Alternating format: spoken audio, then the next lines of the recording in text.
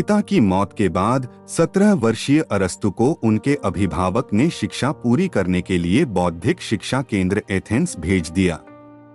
वह वहां पर 20 वर्षों तक प्लेटो से शिक्षा पाते रहे।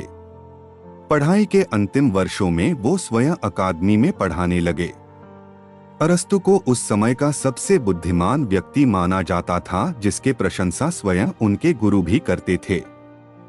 अरस्तु की गिनती उन महान दार्शनिकों में होती है जो पहले इस तरह के व्यक्ति थे और परंपराओं पर भरोसा न कर किसी भी घटना की जांच के बाद ही किसी नतीजे पर पहुंचते थे।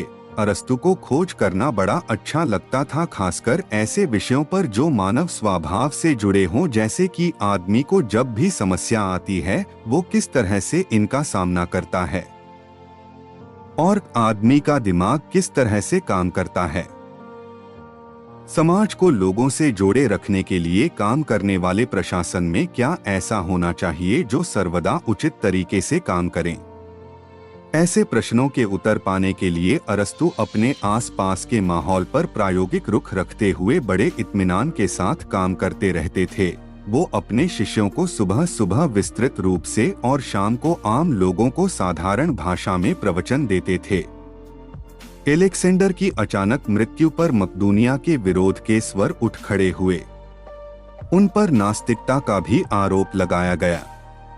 वो दंड से बचने के लिए चलसिस चले गए और वहीं पर एलेक्सेंडर की मौत के 1 साल बाद 62 वर्ष की उम्र में उनकी मृत्यु हो गई। आइए जानते हैं अरस्तु के अनमोल विचारों के बारे में। इससे पहले कि आप शरीर को ठीक करें, आपको पहले मन को ठीक करना होगा। सबसे बड़ा अन्याय उन लोगों से होता है जो अधिकता का पीछा करते हैं, न कि उन लोगों द्वारा जो आवश्यकता से प्रेरित होते हैं। सबसे बड़ा गुण वे हैं जो अन्य व्यक्तियों के लिए सबसे अधिक उपयोगी हैं। अगर चीजें हमारी इच्छा के अनुसार नहीं होती हैं, तो हमें उनके लिए कामना करनी चाहिए। अतिथि रसोइया की तुलना में दावत का बेहतर मूल्यांकन करेगा। अच्छा लिखने के लिए अपने आप को आम लोगों की तरह व्यक्त करें, लेकिन एक बुद्धिमान व्यक्ति की तरह सोचें। कानून के उपदेशों को इन 3 बिंदुओं के तहत समझा जा सकता है: ईमानदारी से जीना, किसी व्यक्ति को जानबूझकर चोट नहीं पहुंचाना और प्रत्येक व्यक्ति को उसका उचित भुगतान करना। ज्ञानी का उद्देश्य सुख प्राप्त करना नहीं है, बल्कि दुख से बचना है। बर्फ के टुकड़े की सुंदरता की सराहना करने के लिए ठंड में खड़े रहना जरूरी है। जितना अधिक आप जानते हैं, उतना ही अधिक आप जानते हैं कि आप नहीं जानते। हमारी समस्या यह नहीं है कि हम बहुत ऊंचा निशाना लगाते हैं और चूक जाते हैं, बल्कि यह है कि हम बहुत नीचे निशाना लगाते हैं और हिट हो जाते हैं।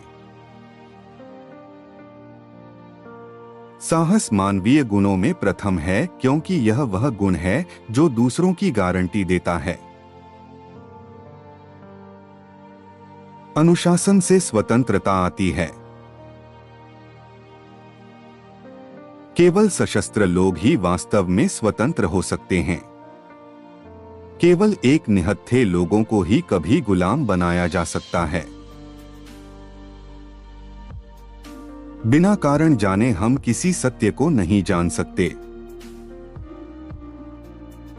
इंद्रियां बुद्धि के द्वार हैं। बुद्धि में ऐसा कुछ भी नहीं है जो पहले इंद्रियों से न गुजरा हो। प्रकृति की सभी चीजों में कुछ न कुछ अद्भुत है। हम वही हैं जो हम बार बार करते हैं।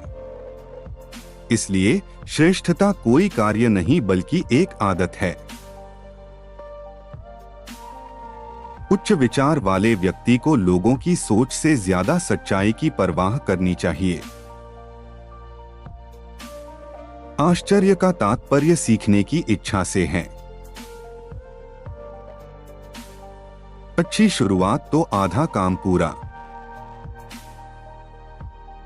कर्म से चरित्र का पता चलता है। उच्च विचार वाला व्यक्ति द्वेष नहीं रखता है, क्योंकि महान आत्मा की निशानी चोटों को याद रखना नहीं है, बल्कि उन्हें भूल जाना है। मनुष्य लक्ष्य प्राप्ति वाला प्राणी है। उसके जीवन का अर्थ केवल तभी है जब वह आगे बढ़ रहा है और अपने लक्ष्यों के लिए प्रयास कर रहा है। गरीबी क्रांति और अपराध की जननी है। जो एक अच्छा अनुयायी नहीं हो सकता, वह एक अच्छा नेता नहीं हो सकता। सभी सुखों में सबसे बड़ा सुख सीखने का सुख है। आशा एक जागृत स्वप्न है। नैतिकता सिखाने का सबसे अच्छा तरीका यह है कि इसे बच्चों के साथ एक आदत बना लें। हमारे चरित्र हमारे आचरण का परिणाम हैं। जब आप एक बेवकूफ सवाल पूछते हैं, तो आपको एक स्मार्ट जवाब मिलता है। दर्शन शास्त्र आश्चर्य से शुरू होता है। ऐसे और नए वीडियो देखने के लिए चैनल को सब्सक्राइब जरूर करें।